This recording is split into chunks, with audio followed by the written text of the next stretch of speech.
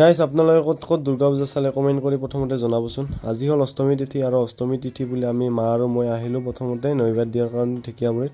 আৰু ঢেকীয়াবাৰী হৈছে আমাৰ একদম সকলোতকৈ ওচৰত থকা দুৰ্গা উৎসৱখন। তো ইয়াৰ পৰিৱেশটো চাব পাৰে, একদম ধুনীয়া আৰু আপোনালোকক দেখুৱালোঁ। তো ইয়াতে বেছি একো লোৱা নাই, মিঠাই চিঠাই ল'লোঁ। তাৰপিছত এনেকৈ সৰু ছোৱালীগিলাই পিষ্টল লৈ সেনে পূৰা ডন হৈ ঘূৰি আছে। তো সৰুতে আমিও লৈছিলোঁ এনেকৈ। তো কিবা জুই লগা পিষ্টল আৰু এটা হ'ল মটৰ গুটিৰ নিচিনা এটা যে গুটি আছে সেইটো লোৱা পিষ্টল। তো তাৰ পৰা আহিলোঁ মা আৰু মই। তাৰপিছত আহিলোঁ এইবাৰ বেলেগ এখন পূজাত, বাঘেশ্বৰী বুলি কয়। ইয়াত বহুত বেছি মানুহ হয়, বৰ্তমান বেছি মানুহ হোৱা নাই কাৰণ দিনত ইমান মানুহ নহয়, জানে আপোনালোকে। পূজা বুলি ক'লে গধূলাৰ পৰা একদম ভিৰ লাগে।